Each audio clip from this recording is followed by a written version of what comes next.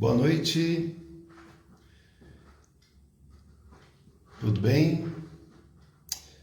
Hoje a gente está aqui no Lar Mãe Mariana.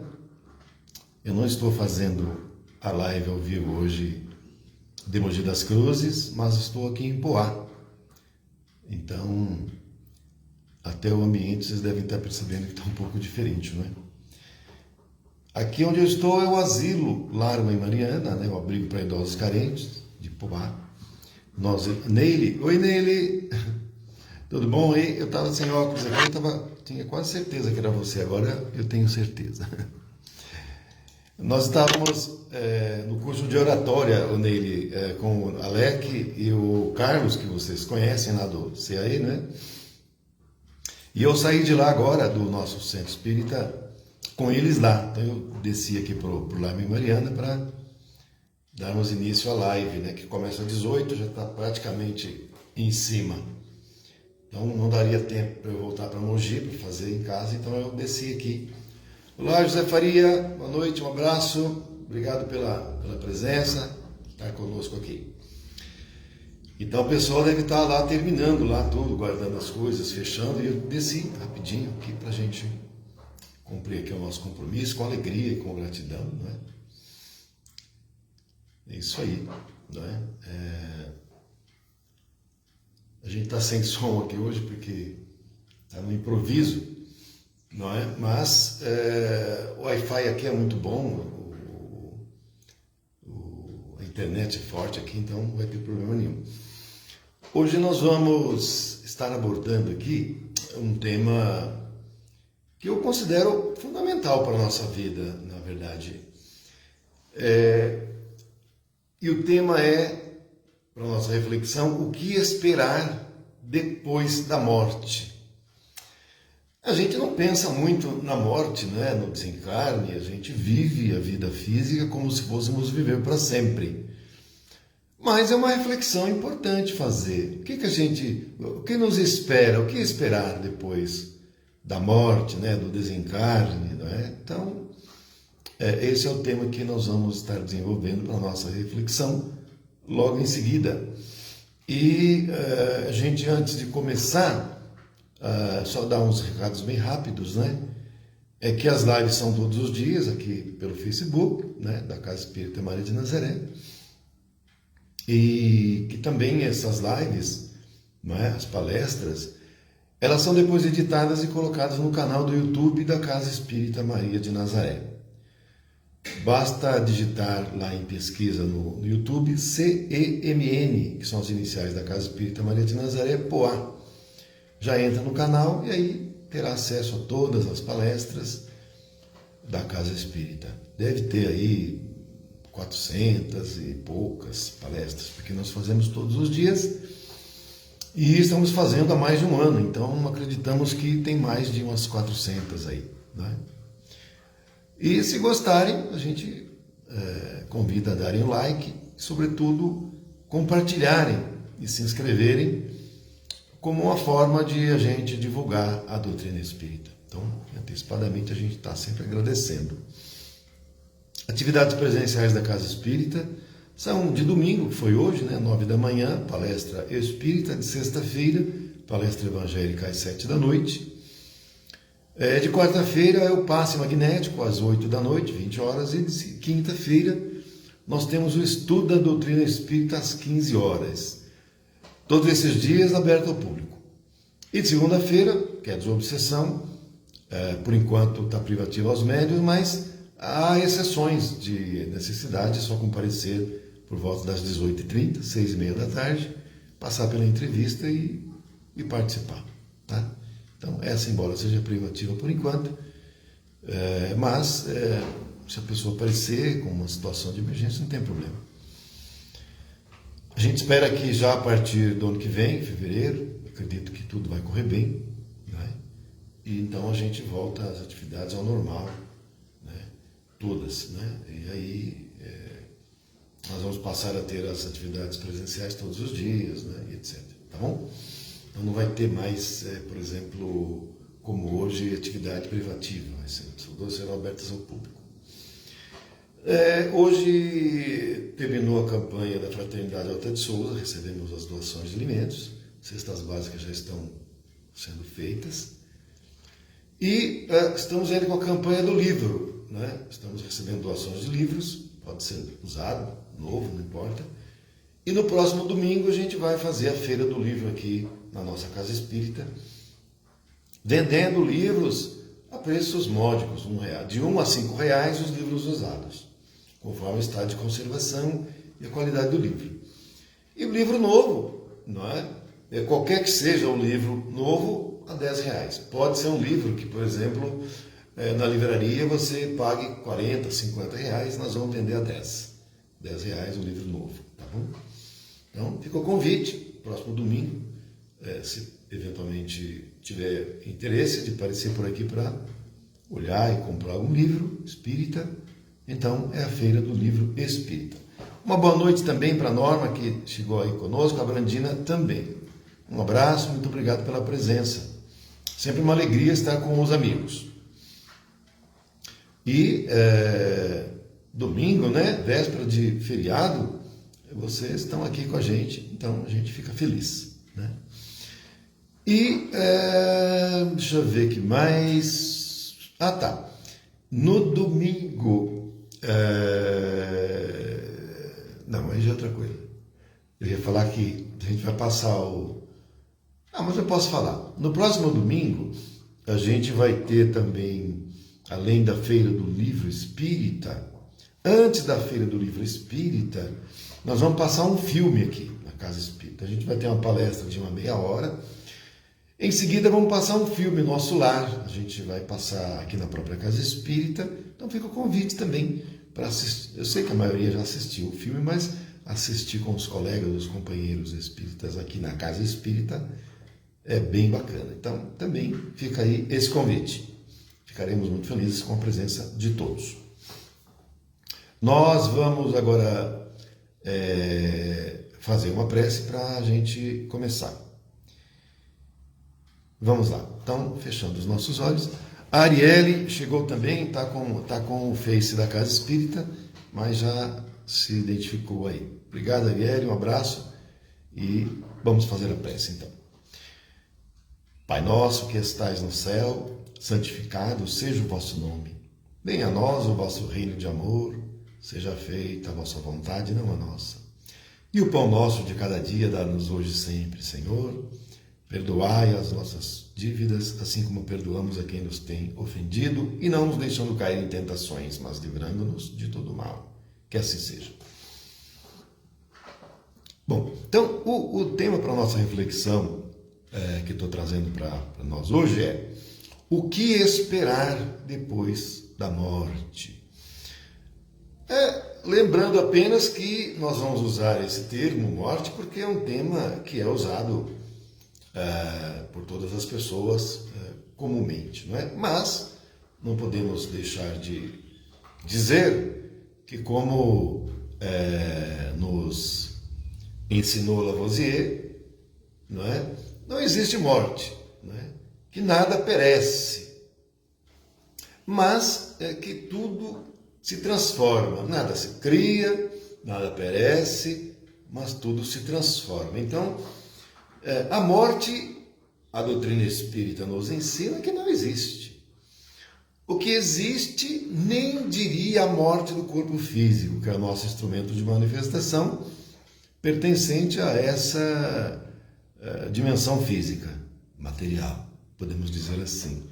Mas, quando se dá o processo do desligamento do espírito com o corpo físico, inicia-se um processo de transformação do corpo físico, porque ele não mais é nutrido pelos fluidos e energias, energia vital, que possibilita a permanência do corpo físico se apresentando como instrumento de manifestação do espírito. Então, a partir desse desligamento, desse rompimento, inicia-se um processo de transformação que a gente chama de morte, não é?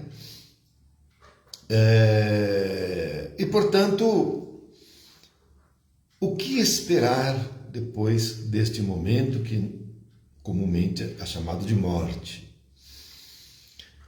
Muitas vezes a gente fala para a pessoa, olha, a pessoa pergunta, não, seu filho, com certeza, quando a pessoa, por exemplo, das religiões católicas e evangélicas, ela dá no céu, seu filho está no céu, imagine, não é?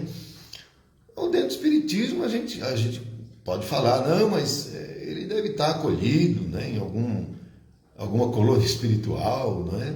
No entanto, eu particularmente, quando estou em momentos como esse, eu não digo nada, eu apenas dou um abraço, né, para confortar o parente que está ali, não é? Naquele momento doloroso, como não, e apenas digo a ele que pode contar comigo para qualquer coisa, porque não é um momento muito adequado para a gente ficar com cientificismo ou tentando dar aula de espiritismo para a pessoa. Não é a hora, né? O próprio Chico falava que antes do evangelho, primeiro vamos nutrir o corpo. Então, ele sempre levava alguma coisa para a pessoa comer, porque a pessoa com fome não vai nem prestar atenção. Olá, Marilda, boa noite, tudo bem? Um abraço, obrigado pela presença. Bom, mas então, o que esperar depois da morte? Então, nós temos que são vários os fatores que vão influenciar, não é? No momento dessa morte, ou do passamento, como no livro Céu e Inferno, o Kardec coloca. Então, o Kardec não coloca como sendo morte, mas ele usa a palavra passamento. Por que ele fala passamento? Porque é um processo de passagem da dimensão física, na qual o espírito está se expressando através do corpo físico, para a dimensão espiritual, onde ele vai prosseguir se expressando através do corpo astral, o corpo espiritual. Então, nessa passagem vai depender muito como ela aconteceu, para que o espírito encontre aquele processo de libertação, de plenitude, de lucidez, não é? E há 4 fatores que vão levar, e que ocorrendo, ao espírito, após passar por esse momento, encontrar-se mais ou menos feliz, após esse fenômeno do passamento ou da morte, como é chamada também, ou principalmente como é chamada a morte. Então, são 4 hipóteses, sendo que 2 são hipóteses que não são propriamente determinantes, não é? De como ela vai se encontrar lá depois da morte, mais feliz ou menos feliz. E nós vamos ter uma outra circunstância que nós diríamos que seria intermediária e, por fim, uma que é preponderante. Esta última que eu vou abordar, ela será preponderante no sentido dela estar numa condição de mais felicidade depois da morte. O primeiro aspecto é a idade. Então, a idade, a Gisele, Geraldo, uma boa noite, um abraço, obrigado pela presença. A idade é um fator, não é? Embora não seja preponderante, o mais importante, mas ele interfere, porque, por exemplo, uma pessoa que desencarna exemplificativamente com 19 anos, não é? Então a pessoa poderá desencarnar com essa idade e ela, ao desencarnar, poderá até nem acreditar e não aceitar, porque ela está começando a vida dela, tem as expectativas, ela é muito nova e muitas vezes não vai aceitar, porque é injusto, eu com essa idade, na flor da idade, tinha toda a minha juventude, um futuro que eu não vou ter mais, estou sendo privado do meu futuro, morri tão novo, não é justo, como é que Deus permite? Não é? Então a idade precoce é um fator que poderá levar a desequilíbrio do espírito. E por outro lado, a pessoa que desencarna. Oi, Gisele, e eu vou falar um pouco sobre isso, tá? Por outro lado, se a pessoa tem mais idade, então digamos que a pessoa tenha lá seus 80 anos, não é? 80 e poucos anos, muitas vezes ela já está cansada. A pessoa, os amigos, parentes, todos já desencarnaram, pai, mãe, às vezes até filhos. Então a pessoa, acontecendo isso, ela até vai se sentir, vai ter uma aceitação maior, não é? E muitas vezes até a pessoa pede, devido à idade. Porque a maioria dos amores e dos afetos de uma pessoa de muita idade já estão na dimensão espiritual. Então, para ela, é um reencontro dos seus afetos, dos seus entes queridos. Então, a aceitação do desencarne ou da morte de uma pessoa de mais idade, ela poderá ser mais fácil do que para uma pessoa mais jovem, considerando o fator idade. Mas é um fator que é único e que isso essencialmente vai trazer para a pessoa uma aceitação e uma felicidade, o fator idade? Não. Porque você pode encontrar, por exemplo, uma pessoa com pouca idade, com 19 anos, e desencarna, e no entanto ela se encontra equilibrada, aceitando o processo, e no entanto você pode encontrar também uma pessoa com muita idade, mas ela é apegada à matéria, apegada aos bens materiais, apegada ao corpo físico, ela não vai aceitar. Então, embora o fator idade seja um fator que poderá ser importante, mas não é o determinante, não é um fator determinante, não é? Nós temos também um outro fator que é como o desencarne ou a morte aconteceu. Normalmente, a morte abrupta, então, que não é esperada, a pessoa está gozando de perfeita saúde, então tem seus planos, porque está com saúde perfeita, e de repente bate o carro, ou uma bala perdida, ou acontece alguma coisa e a pessoa desencarna, não é? Então, uma morte abrupta, inesperada, a pessoa gozando de plena saúde, poderá também ser um fator que poderá levar a pessoa a ter dificuldade de aceitar, não é?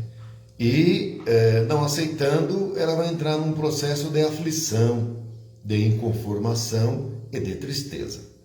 E esses sentimentos, por terem uma baixíssima vibração, fatalmente poderá levá-la a ambientes de baixa vibração também, que é o umbral. Porque saibam vocês, saibamos nós, que nem todas as pessoas que estão no umbral são pessoas que fizeram mal. Não. As pessoas vão para o ambiente espiritual conforme a atração que ela estiver apresentando pela sua vibração pessoal. Então, a pessoa estiver no sentimento de culpa, que é uma vibração muito baixa. Se a pessoa tiver com uma vibração de medo, a mesma coisa. Se a pessoa, por exemplo, tiver com ódio, com raiva, não é?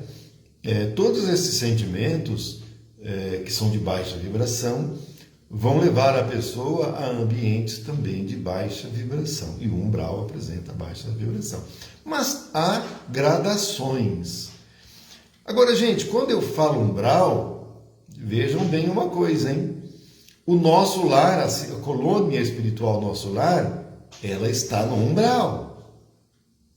É certo que é um umbral superior, mas é umbral. Por isso que eu falei que tem gradações. Você vai ter umbral alto, umbral médio e umbral baixo.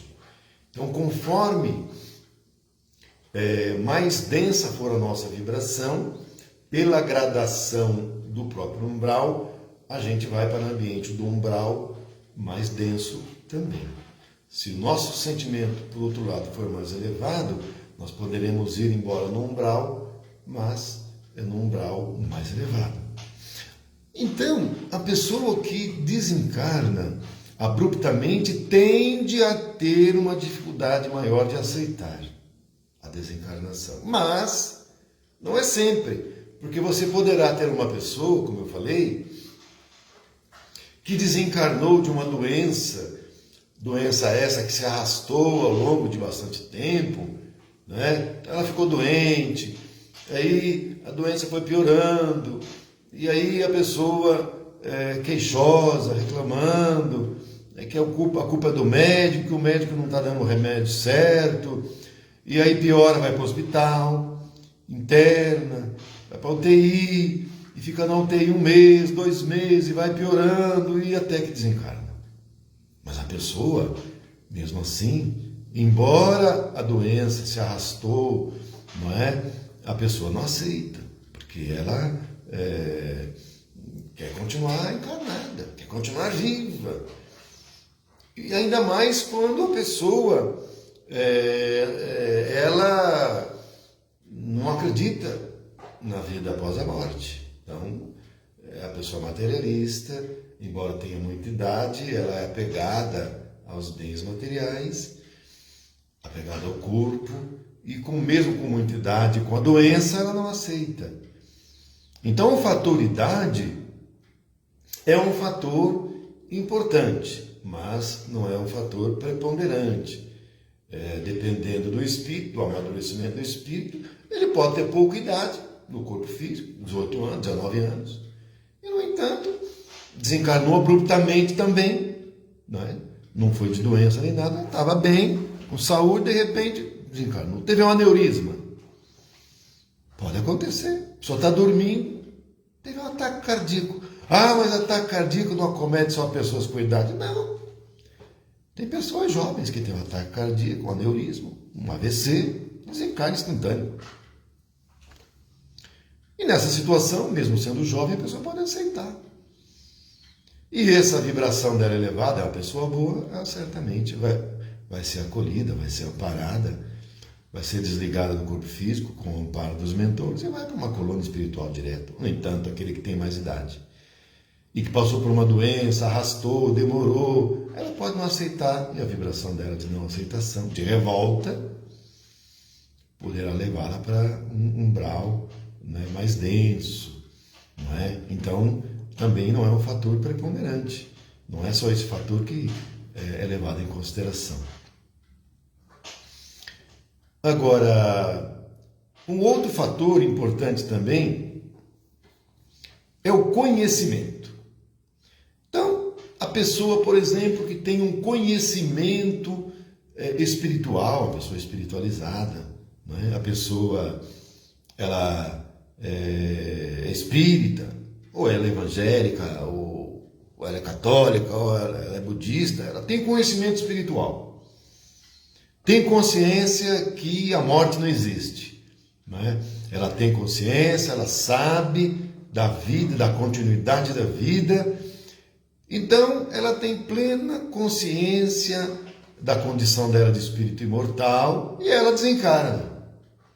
Esse conhecimento que ela tem, certamente poderá ajudá-la muito, porque ela, por exemplo, está na casa dela e, de repente, ela foi dormir.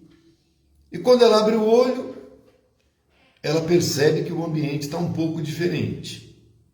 Ela percebe que ela fala, mas ninguém responde. E, por outro lado, ela começa a ver gente morta perto dela. Amigos que já desencarnaram.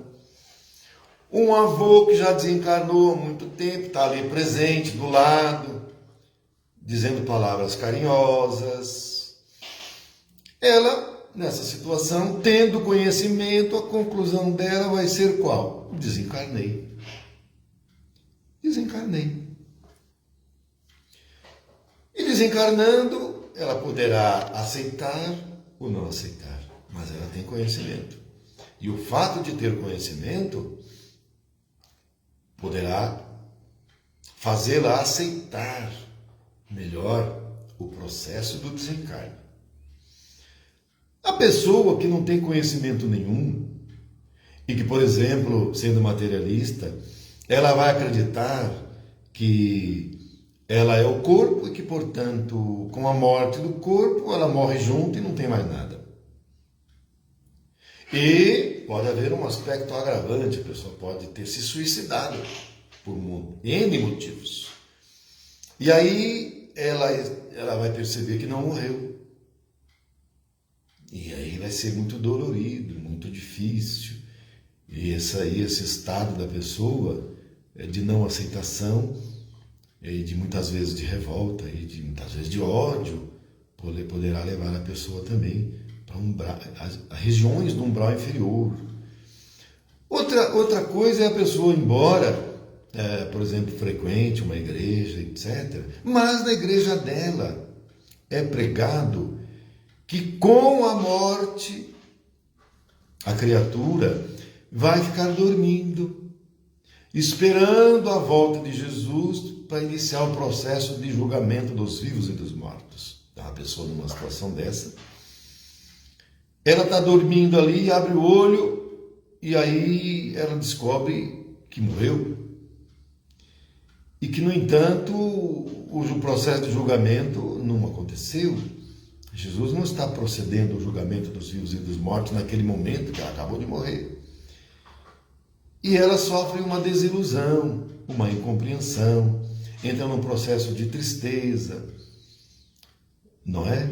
E muitas vezes até de revolta contra a própria religião da pessoa, que acha que mentiu para ela.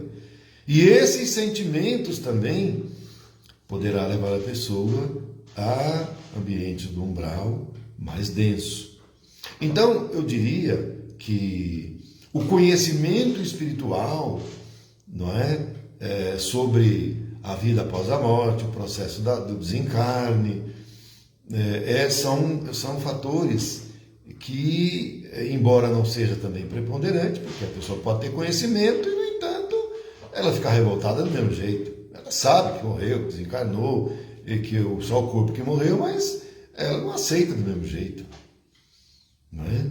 E ficar com sentimento de culpa, porque tinha coisas que ela queria ter feito, não fez, e que não deu tempo, e como é que pode, e agora como é que vai ser, como é que ela vai cuidar dos parentes que desencarnaram. Esse sentimento também poderá acarretar sofrimento após o desencarne, não é? Porque, gente, a primeira coisa... Oi, Vânia, chegou aí? Um abraço, hein? Obrigado, hein? Uma coisa que fatalmente vai acontecer quando nós desencarnarmos e nós dissermos para o mentor, olha, eu preciso voltar lá, porque eu tenho que... Quem é que vai cuidar da minha esposa, do meu marido, do meu filho pequeno? Eu preciso ficar lá na casa. Porque como é que vai fazer? Como é que eles vão fazer? Não era a minha hora ainda. Primeira coisa que o mentor vai falar para nós. Olha, ninguém está desamparado. Deus é Pai. Agora, vamos cuidar de você. Porque eles que estão lá, tem quem vai orientar, tem um mentor. Por outro lado, eles estão agora na prova deles. A sua já acabou. Você não pode interferir. O que você poderia interferir, você interferiu enquanto estava na matéria densa, na matéria física, encarnada. Agora que você desencarnou, vamos seguir o caminho. E eles vão seguir o caminho, mas não estão desamparados, não é?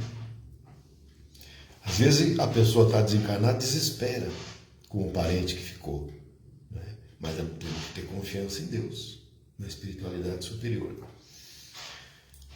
Por fim, nós temos o fator que esse sim é preponderante. Entre todos, esse é o fator que prepondera sobre os outros a respeito da nossa condição de maior ou menor felicidade após o desencarne, que é a prática do bem. Então, a criatura que viveu na prática do bem, no serviço na seara de Jesus, seguramente com o desencarne, primeira coisa vai estar amparado já. A equipe não é um mentor só, a equipe de mentores já vão estar ali apostos antes do processo de desencarne começar. Já vão começar ali preparar a criatura para o momento. E um pouco antes de acontecer, já começa a realizar o desligamento daquilo que nós chamamos de cordão de prata. Então, antes, propriamente, do que nós chamamos da morte, o processo do passamento, do desligamento dos fios invisíveis para nós, que nos ligam ao corpo físico, começam a ser desligados. Vão desligando um por um. Porque, gente, é célula por célula. É célula por célula. Vai desligando. Desligando. E quando desliga aqui na área do cérebro, que é o último local que desliga, aí ocorre o que nós chamamos de morte, ou passamento. Então a pessoa que está agindo no bem, na prática do bem, o amparo já começa antes, propriamente, do fenômeno que chamamos de morte. Você tem uma equipe de mentores, às vezes tem uns 10 ali, te amparando, te assessorando, te ajudando. E no momento que acontece o desencarne ou o passamento, que desliga, por fim, aqueles últimos laços fluídicos da área do cérebro, e que aí então acontece o desencarne, normalmente o espírito, que nós estamos falando de espírito mediano, hein? Não estamos falando de espírito superior, falando de espírito mediano, como nós. Então, conforme ocorre essa finalização do desligamento, a criatura entra num processo de entorpecimento, de sono, sonolência, e o processo que os mentores realizam não fica só nisso. Os mentores acompanham o cortejo do corpo físico ao cemitério. Vocês vão dizer, mas para quê? Porque sempre restam fluidos, não é? Que são o duplo etérico, que não se dissipa imediatamente. Então, esse espírito que acabou de desencarnar, mas que o duplo etérico dele ainda está ali, junto ao corpo físico, vai junto com o corpo físico lá para o cemitério. E o que acontece lá no cemitério? Um enxame de espíritos que vão aguardar ali para poder aspirar, não é? Aquele remanescente de fluido. E aí o que os mentores fazem? Por respeito, né? Aquele espírito que acabou de desencarnar, que sempre esteve agindo no bem, eles dissipam aquele remanescente de fluido vital que se encontra no duplo etérico. Eles realizam ações magnéticas e vão dissipando, e aquele remanescente de fluido se dissipa completamente, e os espíritos que estavam ali para vampirizar aquilo ficam tristes. Eles não deixaram a gente acabar de pegar esse restinho de energia vital, porque ele é protegido. Mas, na verdade, esses espíritos que estão no cemitério, que fazem isso, eles já logo percebem, olha, ele é protegido. Olha lá os mentores, ele é protegido, não vão poder fazer nada, vamos até para outro lugar, porque aqui não tem para nós. Eles falam assim. Então, a prática do bem é o fator preponderante e essencial que seguramente levará o espírito a ambientes do astral de maior alegria, de felicidade, de encontro com espíritos iluminados e parentes e amigos que já estão também em ambientes superiores da espiritualidade, normalmente num grau superior. Nessa situação, é muito provável que, se for necessário, primeiro eles vão levar esse espírito para um hospital da dimensão intermediária para terminar um tratamento, depois vão para a colônia, ou então não vai direto para a colônia, dependendo. Vai direto para a colônia, conforme o caso. Mas, no entanto, se o espírito não agia no bem, ao contrário, agia no mal, prejudicando as pessoas, não é? Crimes.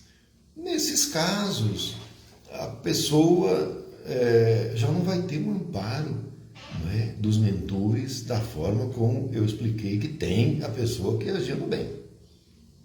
Não é? A prática do bem para o espírito cria laços com espíritos de luz. Não é? Pessoas que você ajudou, que você nem vai lembrar, eles vão querer te ajudar, estejam eles onde estiverem.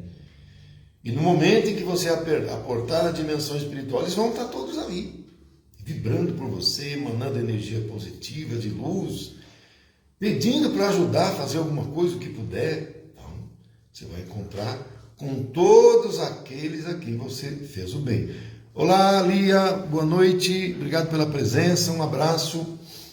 No entanto, se for o contrário, provavelmente vão estar ali perto aqueles a quem você fez o mal, esperando você para te pegar.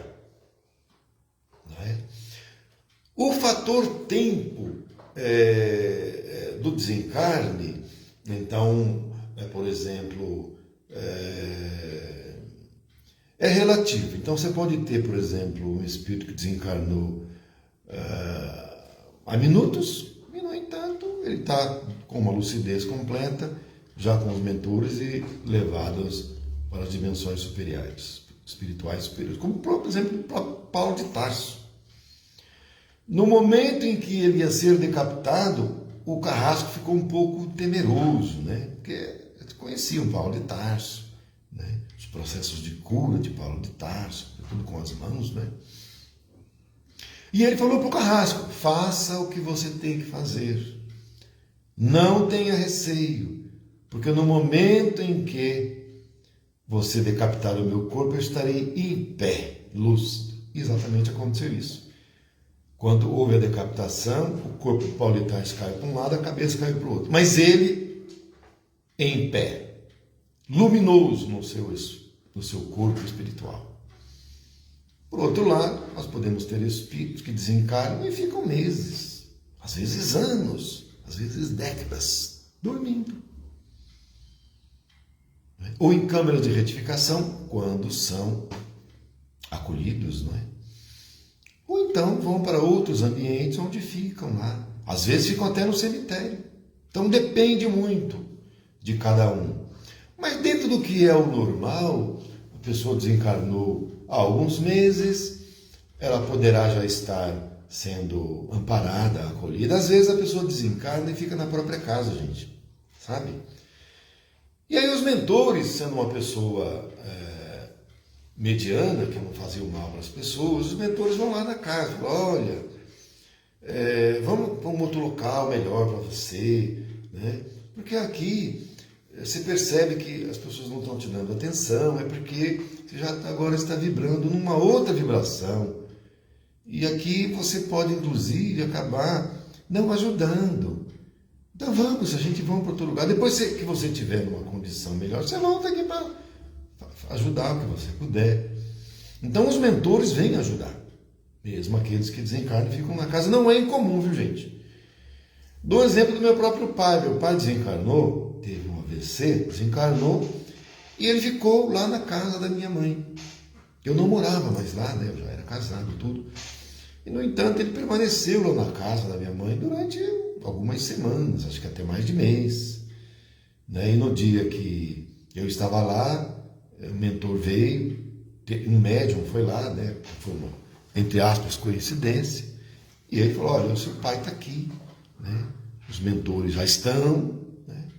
E está sendo orientado, está sendo acolhido. Naquela mesma noite, minha mãe sonhou com ele todo de branco, né? Já de branco, sorrindo para ele, sem cadeira de rodas que ele usava, e foi andando, né?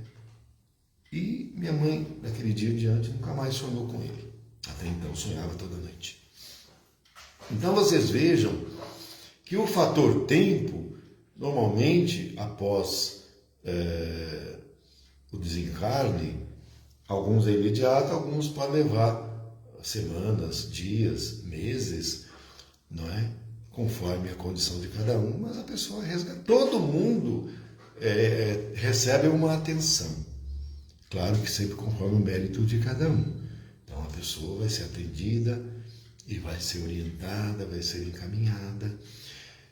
Para nós que somos os parentes, que amamos o nosso ente querido que desencarnou, nos cabe ajudá-lo, e a melhor forma de ajudá-lo é fazendo prece para ele, emitindo sentimentos e vibrações de fortalecimento para ele, de alegria, lembrando os momentos de alegria, de felicidade que convivemos com ele, agradecendo e dizendo para ele que nós estamos bem, que ele não precisa se preocupar, que ele seja feliz onde está da melhor forma possível, e que nós estamos fazendo o melhor que nós podemos também, ao invés de ficarmos chorando, clamando, porque na dimensão espiritual o nosso sentimento quintuplica, né? Centuplica. Então, se a gente está chorando aqui, ele recebe lá o nosso choro, e isso vai trazer infelicidade para o nosso ente querido. Então, não vamos ficar chorando, mas nós vamos emitir para ele sentimento de gratidão, de alegria, de agradecimento, que orar pelo nosso ente querido, que isso vai fazer um bem e vai ajudá-lo muito na nova realidade, etapa e ciclo de vida, porque só existe vida, não existe morte, tá? Então, meus amigos, eram essas as considerações que eu traria e trouxe para todos nós, para nossa reflexão, para nos orientar na nossa vida encarnada, e também em relação aos nossos entes queridos desencarnados, e para nós, quando chegar o nosso momento, porque todos nós vamos desencarnar. E quando isso acontecer, nós estarmos mais conscientes, não é? Para que nós possamos estar numa condição vibracional mais elevada e, portanto, sermos mais felizes. Que Deus nos abençoe a todos. Vamos agora fazer uma prece para que possamos, então, encerrar. Vamos fechando os nossos olhos, tranquilizando o nosso coração, agradecendo a Deus a permissão de estarmos aqui reunidos, porque embora estejamos distanciados pelo espaço, geologicamente falando, estamos unidos pelo coração. Então, como membros da mesma família que compomos todos nós, agradeçamos por estarmos juntos, irmãos que somos todos nós, agradecendo sobretudo a Jesus, nosso Mestre Maior, pelo Evangelho de luz que nos trouxe, que nos legou, ensinando-nos que só existe vida, ensinando-nos que mais feliz somos nós que amamos, que respeitamos, que amamos a Deus sobre todas as coisas e ao nosso próximo como a nós mesmos, que o amor é que sublima a nossa ascensão espiritual. É com gratidão que agora agradecemos também a Maria, nossa Mãe Santíssima, Mãe de toda a humanidade, pelo amor que dedica a todos nós, pelas bênçãos que derrama aos nossos corações, filhinhos ainda pequeninos. Ave Maria, cheia de graça, o Senhor é convosco. Bendita sois vós entre as mulheres, bendito é o fruto do vosso ventre, Jesus. Santa Maria, Mãe de Jesus, rogai por nós, os seus filhos pequeninos e de passos vacilantes, agora e na hora do nosso desencarne, que assim seja. Muita paz e muita luz aos nossos corações, que as bênçãos de nossa Mãe sejam derramadas em nossos corações, e que essas bênçãos ilumine a nossa vida e os nossos passos, para que possamos distribuí-las aos nossos afetos dentro dos nossos lares e aqueles que já partiram e que se encontram agora na dimensão espiritual. Graças a Deus, muita paz e muita luz. Um excelente final de domingo, um excelente feriado para todos nós e uma boa semana. Fiquem com Deus e muito obrigado. Graças a Deus.